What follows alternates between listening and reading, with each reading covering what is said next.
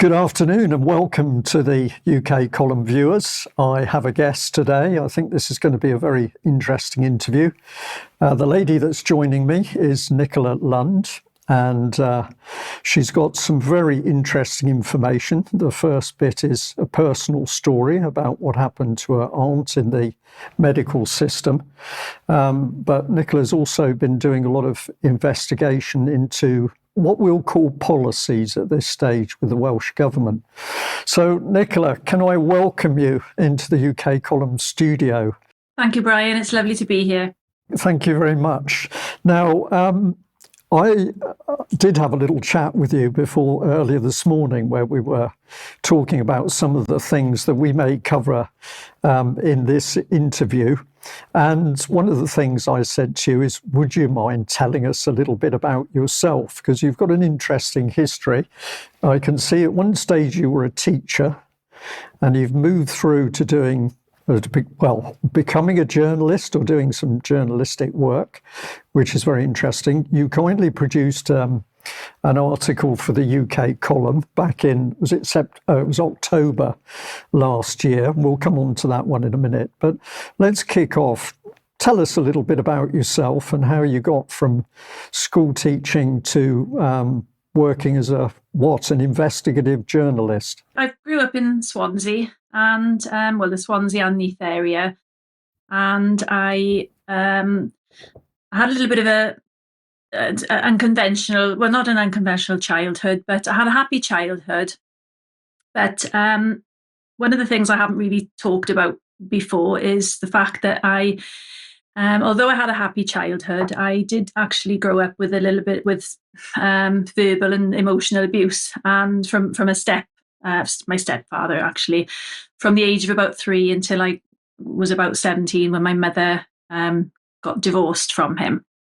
And I think it's relevant because it kind of, I did go off the rails a little bit in my late teens, and I didn't actually go into full-time education until I was 21. So then I did begin a degree course in Welsh history and Welsh studies. I completed a year of that in Cardiff University. And then I discovered that I was expecting my daughter.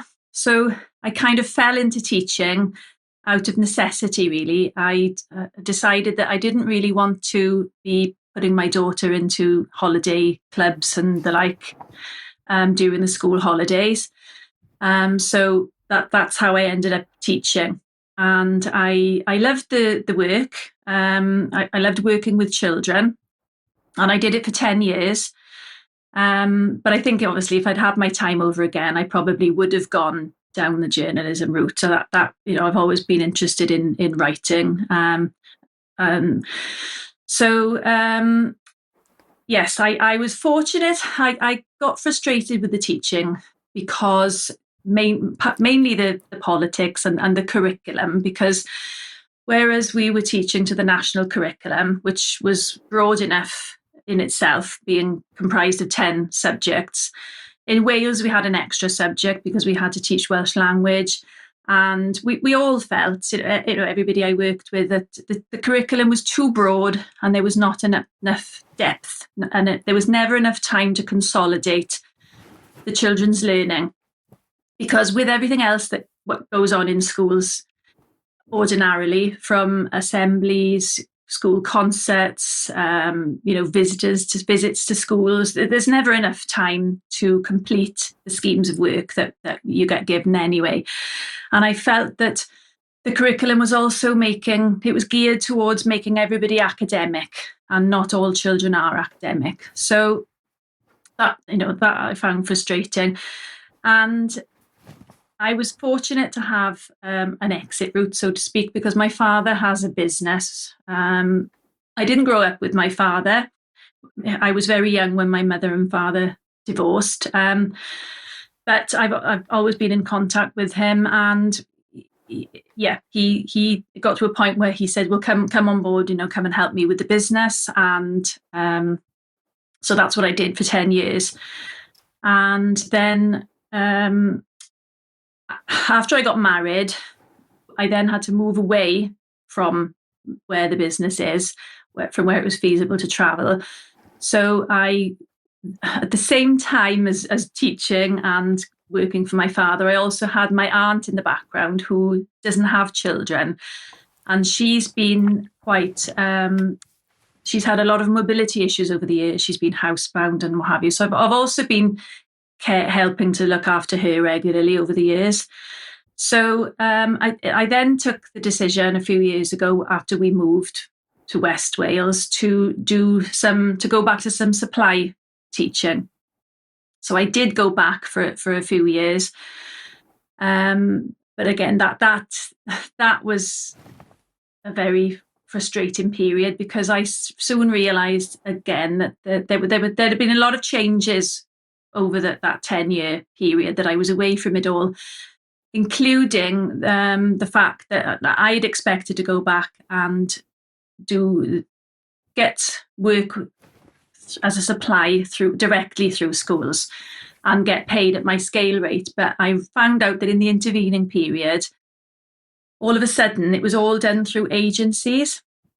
And I became involved in the activism side of it. And we found out then that this was all down to Welsh Government and basically local authorities opting out of pension obligations eventually. So going back to supply teaching with the extra issues, getting paid at a lower rate, terrible behaviour having gone to got worse over the years, and various other things. I then thought to myself, well, that's right, I had an article published about the teaching agency thing on a website called nation.cymru. So that then piqued my interest in maybe doing a journalism course. So I managed to do a diploma online, and that's where my writing started. I sort of hesitate to call myself a journalist because even though I've had quite a few things published, it's not something that I have the time, unfortunately, to devote to because I'm still looking after my aunt and she lives 90 miles away from me, and I'm still helping my father, and his business is another 90 or so miles away in a slightly different direction. So I've got a lot to juggle at the moment. Thank you for giving us that.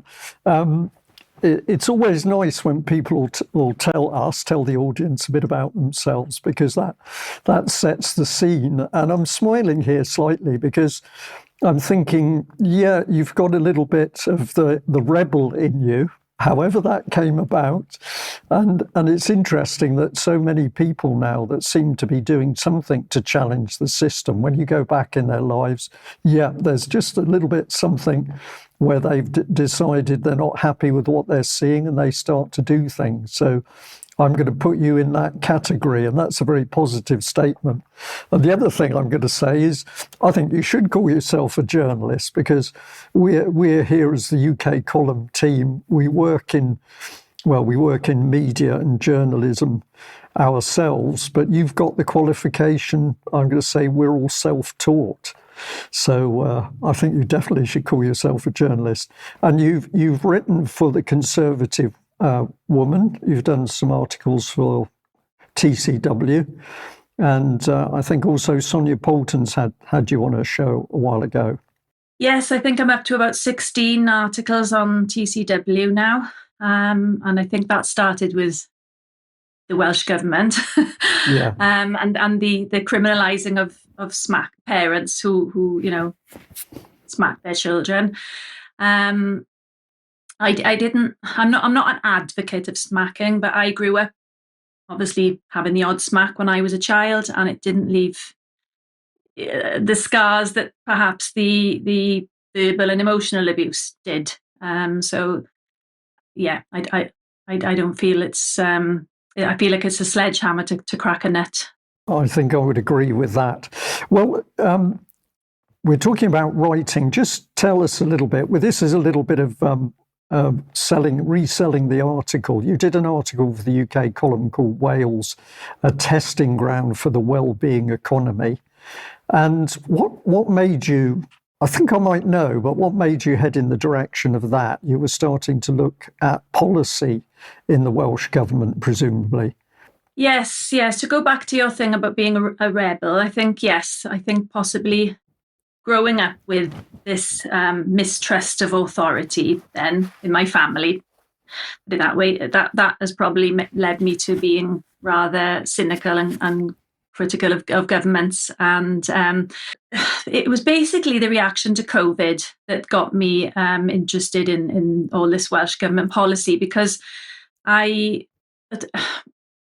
I think I was taking the Spectator magazine at the time, and initially when they said for the over 70s to be wary and to stay at home, that I didn't think much of that sort of thing. And then, but when they started talking about locking healthy people down, I remember reading an article in the Spectator about the distinction between with COVID and from COVID. I think it was written by a doctor, and it just made me think that there was something not quite right with the whole the lockdowns and this, the mass of death that we were going to get ourselves into over this. So yeah, and I had an interesting experience with my aunt. She had told me, I was visiting her every week, but she told me to stay at home. She said, "Look, I'm fine. I've got enough food." So I was in contact with her every day over the phone. But I think she was watching television constantly every day, getting herself anxious, probably not eating as well as she should have been. And she contacted me. Well, she contacted me one day to say that she'd stayed in bed, that she wasn't feeling great. And I said to her, "Look, I'm coming up in a few days. I said, I'm allowed to travel and to come and see you." And that same day that I got up to go to visit, I received a text at about 6:30 in the morning saying, "I'm on the floor." And she was, at the time, she was 88. So I called for an ambulance and I met a first responder at her home. And she was on the landing, just sitting up. They put a mask on her for, just in case. But she didn't have any symptoms. She was just a bit under par. And the first responder actually said to me that all her obs are fine, but he said she can't support her weight on her walking frame because she was using a walking frame.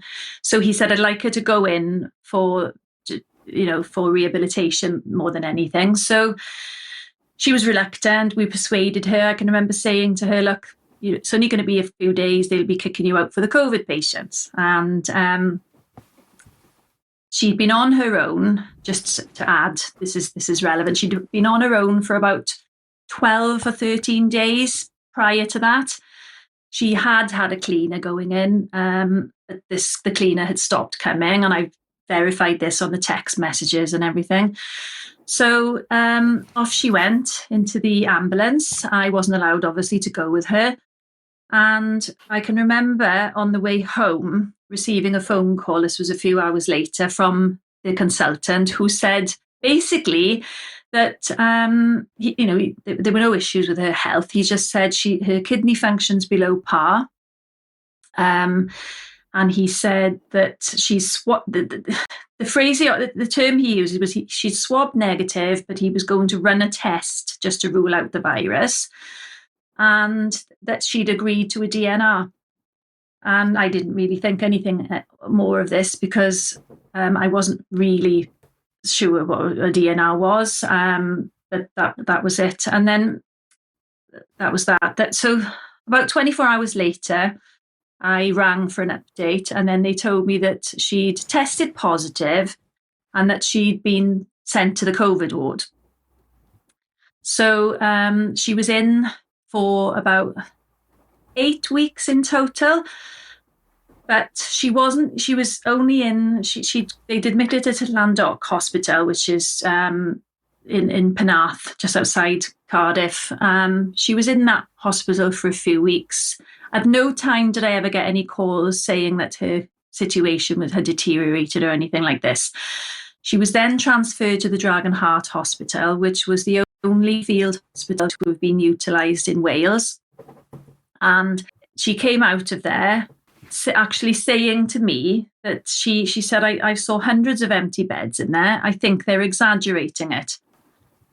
But then she sort of flip-flopped over the weeks and months, that because she would be watching television, she'd be watching Jeremy Vine and Hillary Jones, and she wasn't, sure what to make of the whole COVID thing. But I said to her about the DNR, and I said, did you agree? I'd forgotten about it until she came out. I said, do you remember agreeing to having a DNR?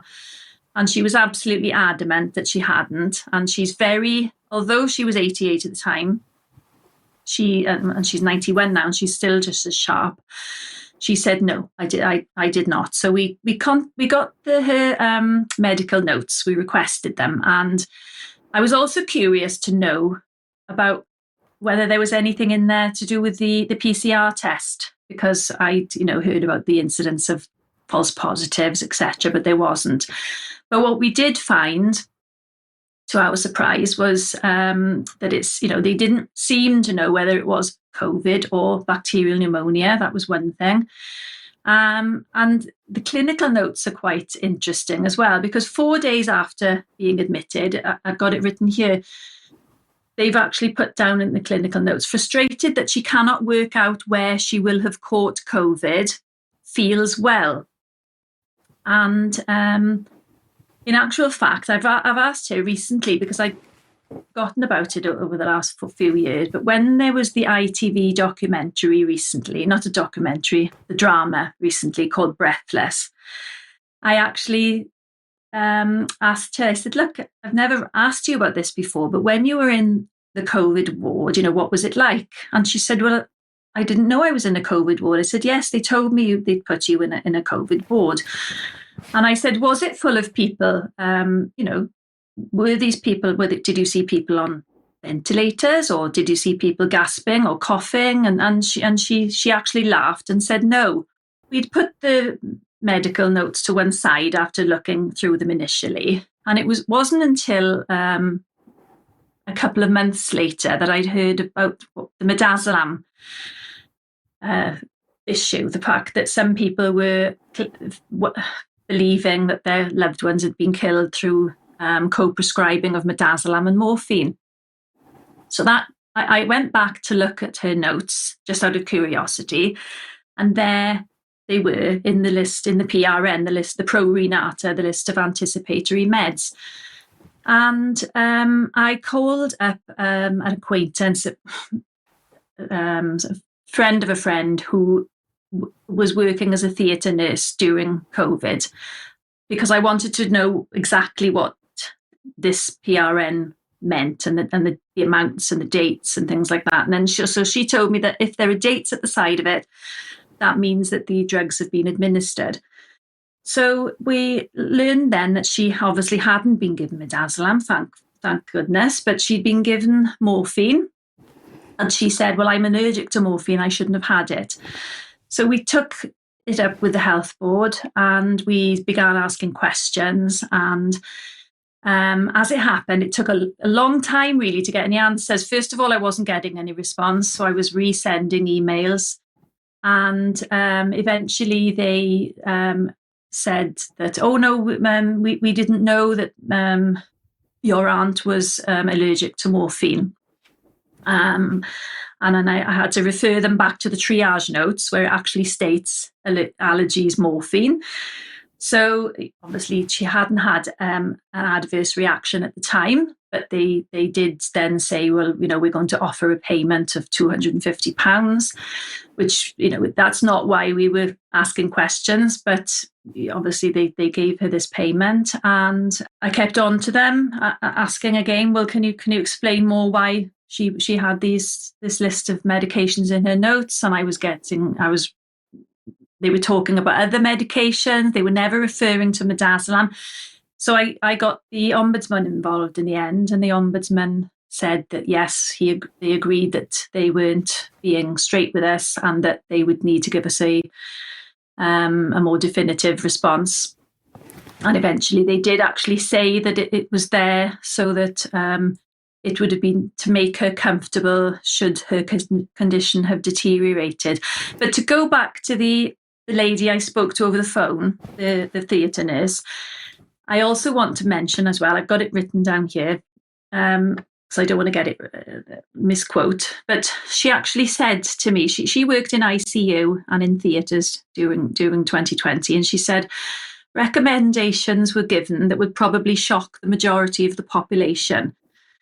And she said, and I said to her, well, are you aware that the MHRA guidance is that benzodiazepines and opioids are not meant to be co-prescribed, especially for people who are over 60. And she said that the reality is far from the guidance. And she told me that rules were flexed during COVID and that decisions were made on the basis of life years. And consultants made decisions regarding DNRs and dignified deaths. And she was fully aware of the blanket DNRs given in nursing home settings. Just to bring them on screen, if you're happy, because you did provide just 2 excerpts from the medical documents. This one here on screen, which is talking about worsening inflammatory markers. And it's question mark progression of COVID and question mark consolidation consistent with bacterial pneumonia. So at one stage, those documents seem to indicate that they were suspicious of her health. Do you want to add something more to that? They did say that she had a bit of a cough when she'd been admitted when she was in the assessment centre. So I don't know whether she had picked anything up or what, but she's definitely when she left me, the first responder had said all her obs are fine. But I notice on this form it also talks about midazolam as well. So just for clarity, she did get both at some stage. Is that right? No, she wasn't. If she'd been given midazolam, there would have been a date at the side, of where it's written on the form. But she was just given morphine. On the form, you talked about the date, and it's got 11th of the 4th, midazolam. So it has got a date to the left of it. Yeah, the date on the left is the date that they put it in the list of anticipatory meds. The date that I was referring to is the date on the right-hand side, and that shows when it was administered. And the interesting thing about the 11th of April, they put this, what I believe to be an end-of-life pathway, in her notes on the 11th of April. And they obviously told me at a later date that it was there just in case, her condition had deteriorated and she wouldn't have made a recovery. But if you look at when I looked at the clinical notes for that same day, it actually said patient is sitting up in bed and doesn't necessarily feel any worse. So she wasn't even poorly on that particular day that these meds were put in there into her just in case list of meds. You pressed a complaint through. You obviously spoke to the hospital, but you end up with the Ombudsman. And what was the specific complaint? That she had been administered morphine when she shouldn't have been? Yes, and we also wanted answers as to why midazolam was there, contrary to MHRA guidelines. That was the main thrust of the complaint. So how did the hospital respond to that? It was the health board rather than the hospital that responded, and they, like I said, there was a bit of obfuscation, and they kept going on about some of the other medications that she was on at first, and I had to keep going back to them and saying, no, I'm not asking about those. I'm asking about these specific ones, the benzodiazepine and the opioids. And that was when obviously I got the Ombudsman to intervene. Right. Okay. And I wasn't getting straight answers.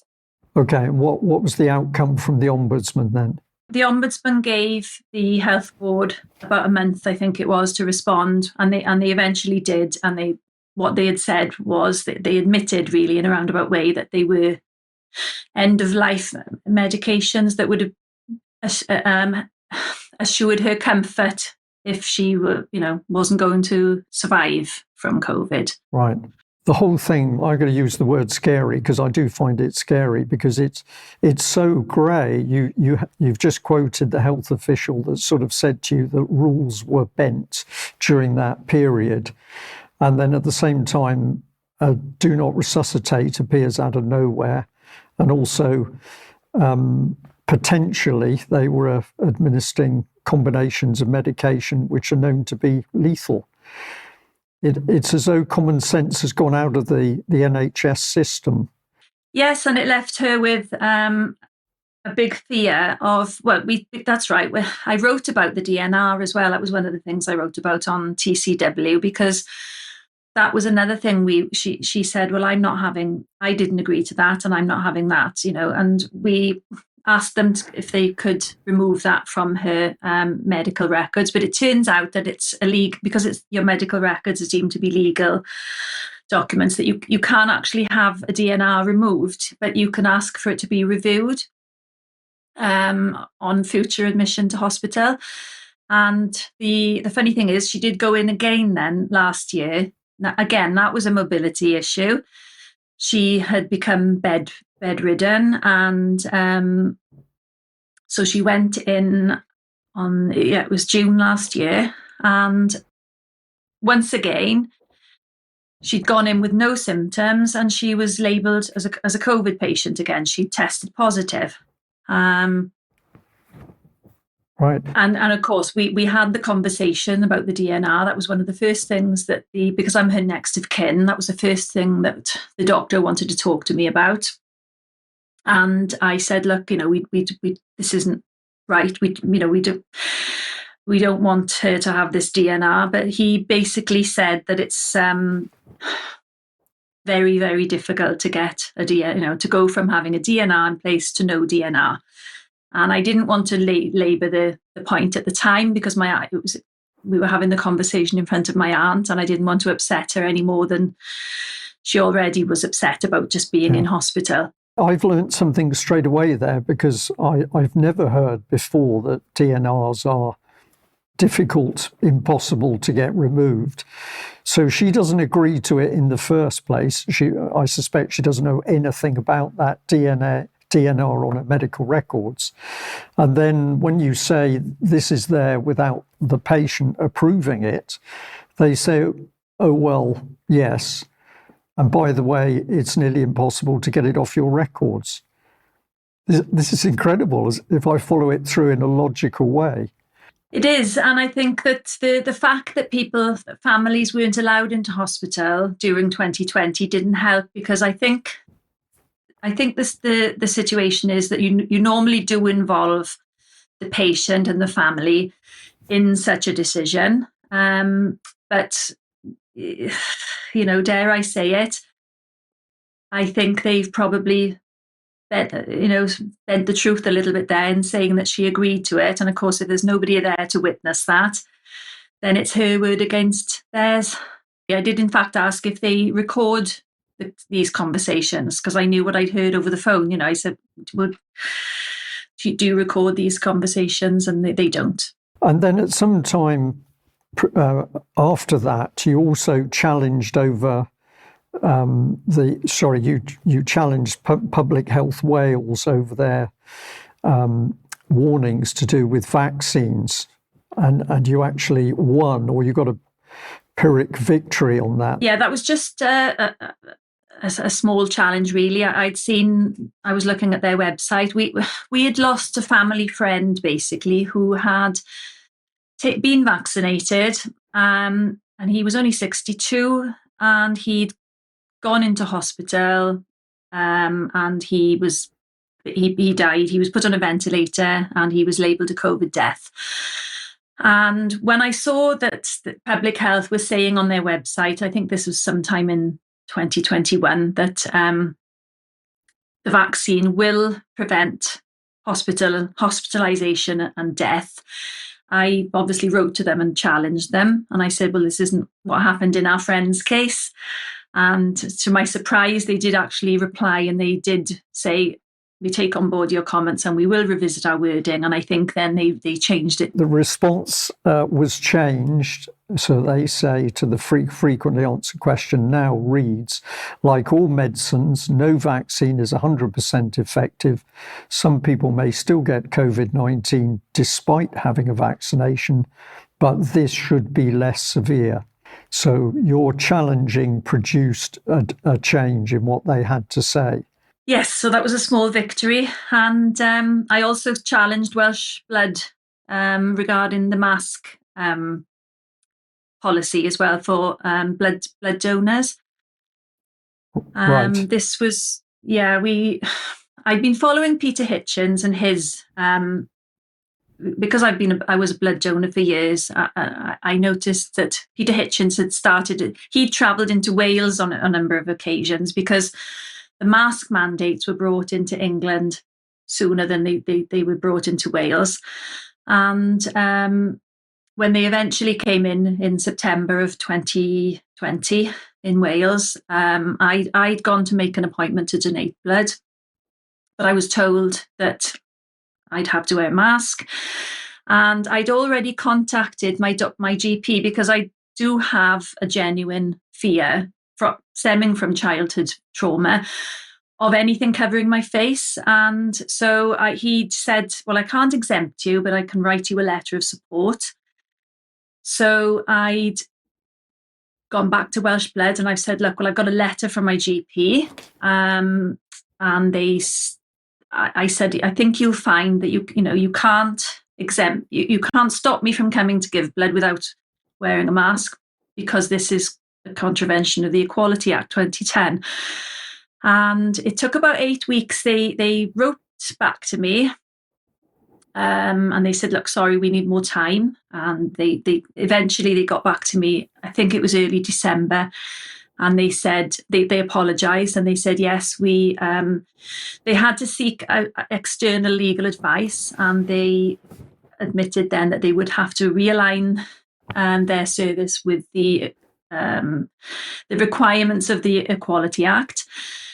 Although I didn't actually get around to donating blood that on that particular time, because they then, a couple of days before Christmas 2020, they then wrote back to say, sorry, we've had to reverse our decision temporarily because of new variants. But it was, another small victory. And it was something that got me in contact with Peter Hitchens at the time because I felt he would be interested in this, and something else I wrote about for TCW. And, right. And of course, Peter Hitchens had shared it, and that was quite a compliment, really. No, it's very good. And just a little question, but as you're doing all this, you're challenging the hospital, you're challenging the local health authority. Were you doing all this on your own, or did you have friends or family who were supporting you? No, I was really doing it all on my own. My husband's obviously been supportive through this all, but no, this was, a single-handed thing. Yeah, and that's pretty difficult. I know from a family incident myself, when you come to challenge the NHS, it's hard work and it can be quite challenging. I think that's the word that's used these days. But yeah, so you did it on your own. Well done, Nicola, because you did get a result out of it. And probably the best part of the story is your aunt came out. And so many other people didn't come out of the system after those sorts of things happened to them. Yes, and one thing I don't know if I mentioned, but there were only about 46 people ever in that Dragon Heart hospital that my aunt was in. And when she came out, they were virtually closing it down. And I think this was about early June time in 2020. But she told me that another lady that had come out the same time as her was 99. So there was an 88-year-old and a 99-year-old at the time coming out of there. And yet this wasn't even mentioned in the news. All they were doing was giving us the daily death counts and the doom and gloom. They weren't telling us that people of that age were even surviving it. So 2 lucky ladies in that case then, which is good.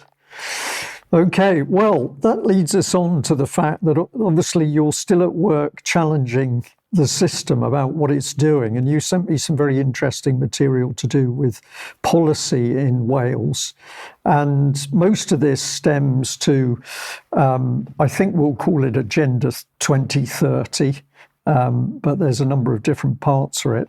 Now, I've taken some of the documents that you provided. This one, of course, very striking with the red dragon. It's the rising to the triple challenge of Brexit, COVID-19 and climate change for health, well-being and equality in Wales. Now, I had to smile when I saw the well-being because that ties in with your article that you'd written for the column a while ago. But you'd particularly flagged up the 20-minute neighbourhoods and comments to do with transport and what they called active travel. And I'll just bring the next one up on screen and then I'll let you comment. This was one of the pages of the route map, a strategic framework for change. We'll see here that you'd highlighted this comment: staff and citizens demand zero tolerance of unsustainable behaviour as it's socially unacceptable. Now, that staff might relate to NHS or teaching. This is, I think, aimed at all public sector staff, really. So what I need to mention as well at this point is the publication that you just put up regarding the Triple Challenge. That's actually a publication from a collaboration between Public Health Wales and the World Health Organization. Back in 2018, I discovered that, well, I didn't discover it back in 2018. I discovered in 2020 when I started researching that that Public Health Wales was the only health service in the UK which had a collaboration with the World Health Organization, and it's called the International Health Coordination Centre, and it's the first of its kind in the world. Apparently, there are other, similar little collaborations going on. That's actually quite a statement, though, isn't it? That sorry, just call it up here: zero tolerance of unsustainable behaviour, as it is socially unacceptable. This is a very controlling statement, and that obviously jumped off the page to you because you put your big red pen around it.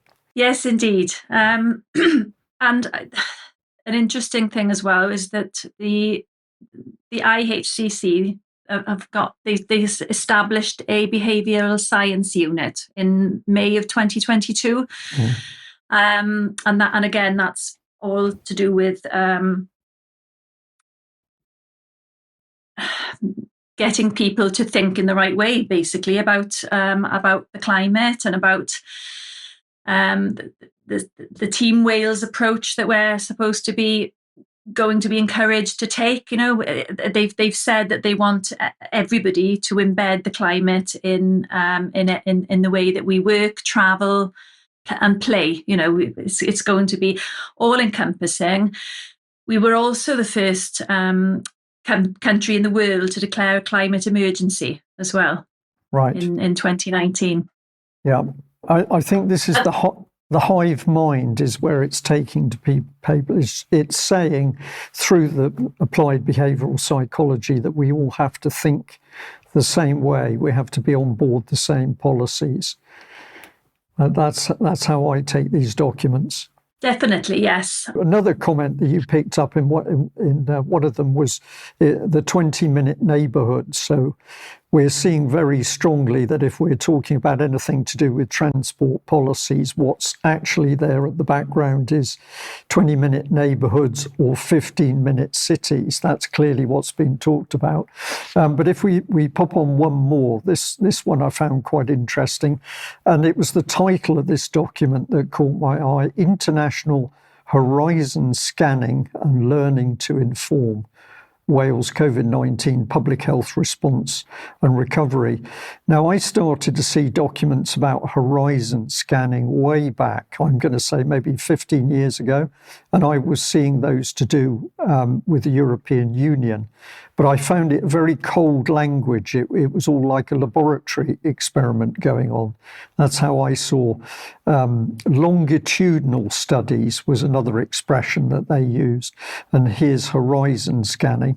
But in this one, you had picked out that schools' formal teaching would disappear altogether due to rapid advancements in artificial intelligence, virtual and augmented reality, and I think this is very significant. It says, and the Internet of Things. So this is very, very deep change policy that you're witnessing there. Schools in their present form are to be no more in the future. Yes, well, what got me into all this was I began seeing that the containment policies, as they were called, the lockdowns, and the way they were being reported on the BBC and on Sky News, it was all very convenient. It was they were saying, well, how wonderful this is really, because we're having animals are roaming again, and the planet is this is going to be much better for the planet. And I thought this is feeding in nicely to the net zero talk. And so of course that got me looking into these policies. I had an article published then on TCW, and it was called Wales in a Very Convenient Pandemic. And basically, I tried to highlight the fact that there was certain that the lockdowns in Wales were sort of some of the so-called remedies and were conducive to plans that had already been put in place prior to 2020. I went back and I looked at the Public Health Wales 10-year health strategy, and that was quite revealing, and they were starting to talk about planetary health, so that, everything is interrelated. Animal health, human health, planetary health is all interrelated. And it was the horizon scanning. I think there was a monthly publication going out on this IHCC, the International Health Coordination Centre, and they were looking at aspects of the lockdowns around the world and how, and what was happening in various countries, and and then I saw that about the schools, and I thought, well, they were already planning in Wales for around 30% of public sector workers to work remotely because of the environment. For example, they were saying that the NHS, being the largest carbon emitter, the public sector carbon emitter, they were looking for feasibility studies to be done for up to 30% of NHS to work remotely. And so I thought, well, that's interesting. When you look at the fact that the face-to-face GP appointments had disappeared for a while, and to a large extent are still not back to normal. So, I had that article published. And interestingly, a number of the links in the article have broken. They've been changed. The Public Health Wales, I don't know whether that's a coincidence or what. It's not a coincidence, Nicola. This happens too often. If we go back through some of the archived or older documents on UK Column, the links have disappeared. It is a big problem, because linking in articles makes them very relevant and easy to read at the time. But clearly, local authorities and the government are going back and removing documents and statements from the internet. There's no question that that's happening. Can I just because I got it on screen and I'm really fascinated about this one, you'd also picked up on this particular page, which called itself Spotlight Example on Transport and Active Travel. And then the first sentence here says, during the first wave of the COVID-19 pandemic, there was little to no travelling permitted in Wales as the population was required to stay at home unless it was for an essential journey. And it goes on, and then it says the pandemic provides an opportunity to reflect and refocus on reducing people's carbon footprints and have co-benefits to health and the economy. And again, this to me was very much like we're lab rats, and these people weren't feeling sympathy or empathy for the population during COVID. COVID was simply something that happened where they were able to monitor a number of changes. And they're now putting it in documents saying, oh, well, as a result of this happening during lockdown, we can now see how we can change travel. We can change people's working habits in order to make what utopia for the future.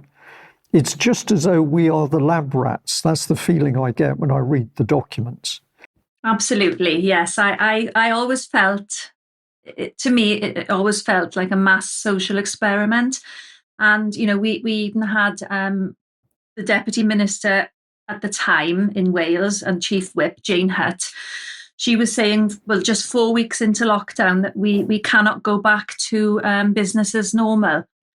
And of course, then we also had Nicola in Scotland advocating. She was advocating for a well-being economy just a couple of weeks prior to the pandemic response. And the more I look through the documents, the policy documents, you know, for example, I got one written here, a quote written here from a document called Beyond Recycling.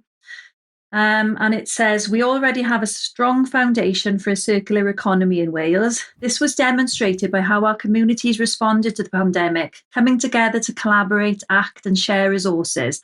We reconnected with our local areas, walking and appreciating our green spaces and nature as many of us walked from home. We shopped and used local businesses and sourced local products.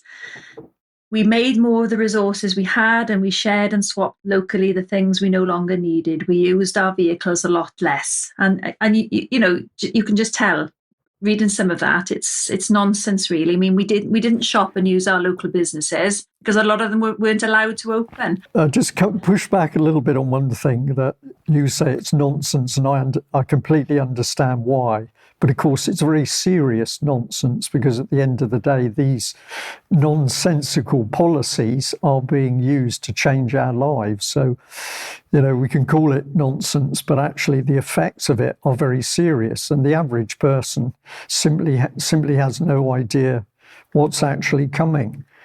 The person on the street in Wales or England has no idea that their local authorities are following through on these policies. Yes, absolutely. And then this is why I started a Substack then, to focus on the Welsh policies that are online. I'm trying desperately to get people to see what's coming and to consider, you know, what's being said in these policy documents. But you know, are you getting a response to what you've been writing and talking about? Do you see people responding? Well, yes, I've got a few hundred followers, and I'm getting, you know, positive feedback. I haven't had anybody sort of contradict anything I've said, but it's quite frustrating, the lack of awareness in, I don't know if it's the same everywhere, but particularly in Wales. It is the same everywhere. Yeah, there's no question of this. Let's push on through, because we've got a couple more to show the audience. But you'd also picked up on this document, Net Zero Carbon Status by 2030. Net Zero Carbon Status by 2030, a route map for decarbonisation across the Welsh public sector. So this is another one of these policies which is, we'll say, come out of nowhere as far as most people are concerned, but it's talking about a radical change of the whole of the public sector in Wales. No public debate, presumably, I would suspect little public debate in the Welsh government. It's simply a policy which is now creeping out through the local authorities and being enacted. Yes, and it's just mind-boggling. I mean, I've only just started to scratch the surface, really. But when you see the amount of publications, the amount of consultations, the amount of surveys that have been going on in the last 10 years, specifically, it's just mind-boggling. You know, we've got think tanks, we've got community interest companies coming out with things, we've got social purpose companies, and they seem to wanting to micromanage every single aspect of our lives, from health to, travel, homes. They want us to decarbonise our homes by 2050. This is coming. Ideal prompt there to come up with the Carbon Trust. So this is NHS Wales Decarbonisation Strategic Delivery Plan. It says about the Carbon Trust, established in 2001, working with businesses, governments and institutions around the world, helping them contribute to and benefit from a more sustainable future through carbon reduction. They do give the names of the people involved, but what you see is a partnership between the Welsh Government and the public sector and the Carbon Trust. But, what do we really know about them? How did they get in their positions of authority in the first place?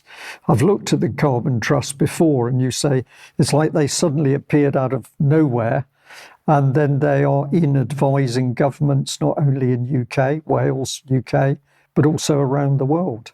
Yes, and it's all being done very quietly. Everything is done very surreptitiously. We don't get a say in anything. Some of the consultations. For example, we're actually committed through a piece of legislation called the Wellbeing of Future Generations Act to sustainable development. This act was passed in 2015, the same year as the United Nations Sustainable Development Goals came into being, coincidentally. It's said to be an exemplar of innovation on governance for sustainable development. And apparently there had been a national conversation which took place in 2014, the year before this. But this national consultation only involved 6,474 people. It was called The Wales We Want. And amazingly, the general public who participated in this, and I've not met anybody that did, they put climate change as the top priority, above education, employment, housing, health, crime and violence. And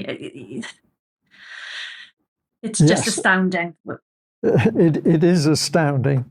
It's astounding how policy can come in external to government, because this is not in the first instance policy that's come from national governments. This has come from international bodies such as the World Health Organization or the UN itself or the World Economic Forum.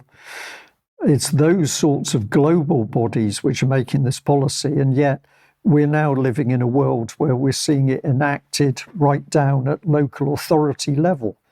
It's quite incredible, the speed that it's come in and the depth.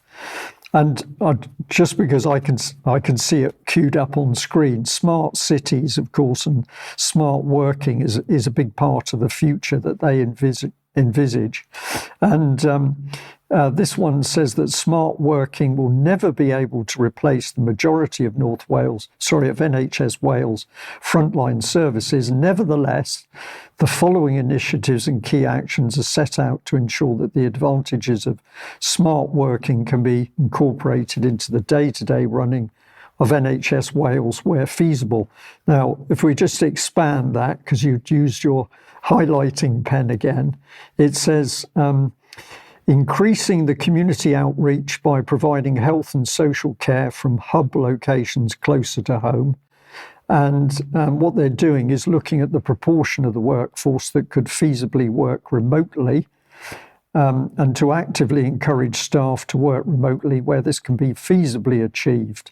But they recognise that in some parts of rural Wales, this will not be possible without infrastructure upgrades.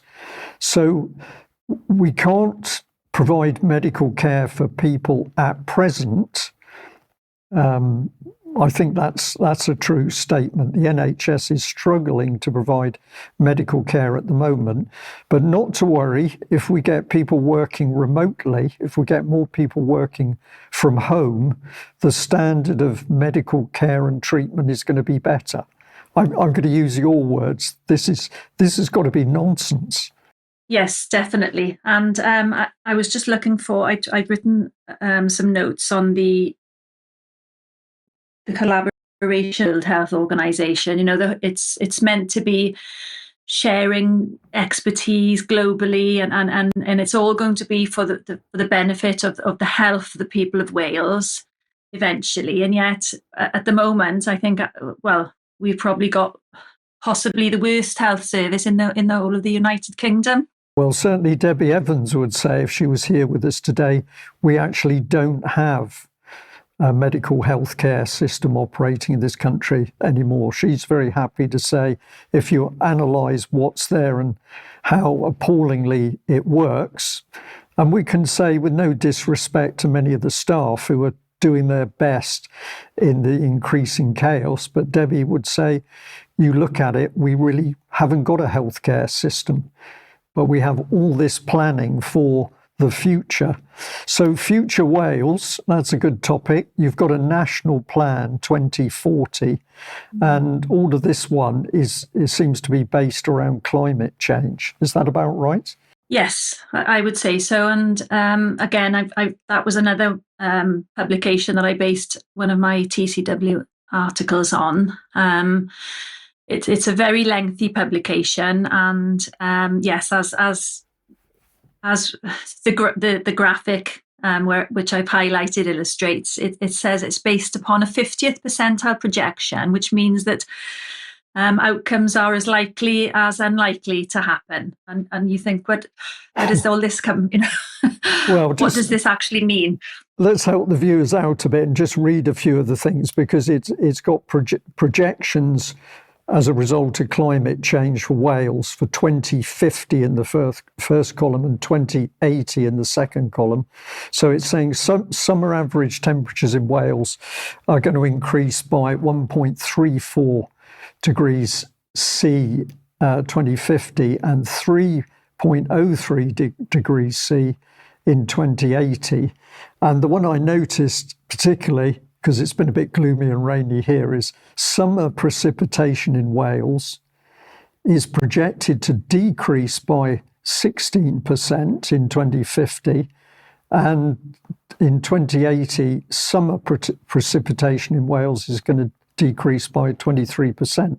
And if we ask where is the evidence to support these figures, I'm going to guess, I haven't been able to go all the way through the document, but I'm going to guess there's not a lot of factual evidence to support those claims. Yes, exactly. And one of the interesting things in that Future Wales document was the fact that they want to increase the population density in urban areas as well. I think it's something like they want to increase it to 50 dwellings per hectare. It doesn't actually, from memory, it doesn't actually say why.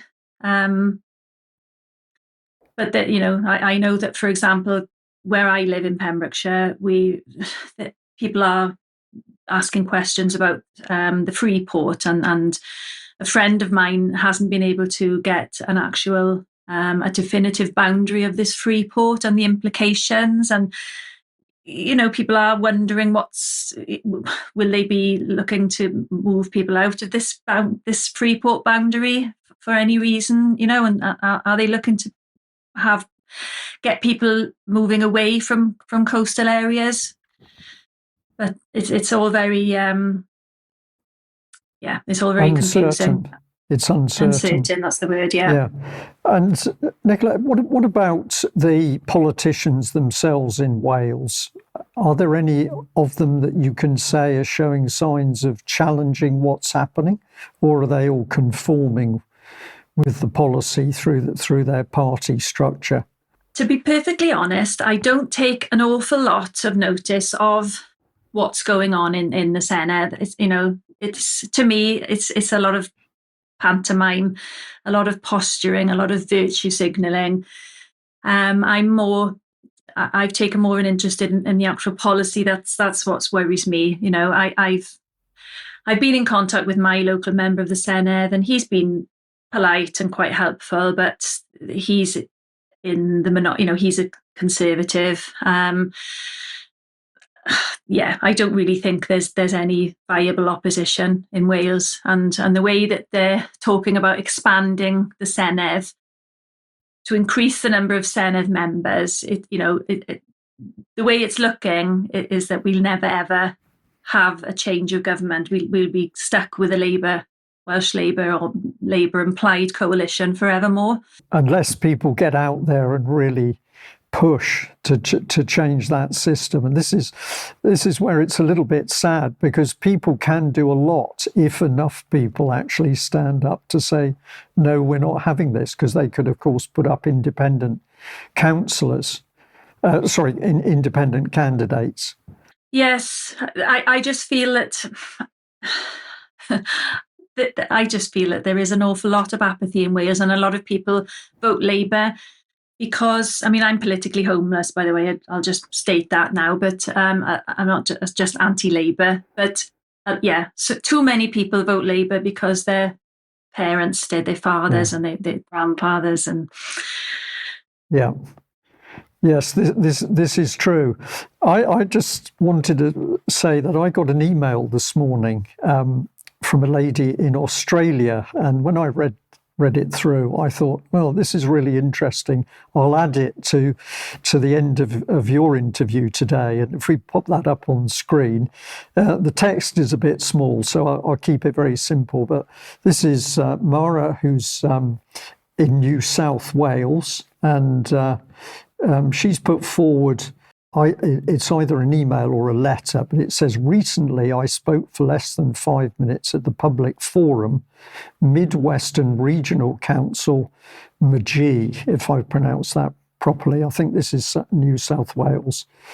Goes on to say, the verbal presentation was not recorded by Midwestern Regional Council to my knowledge, although I note that other councils such as Melbourne, include the public forum in the records of the council for public viewing.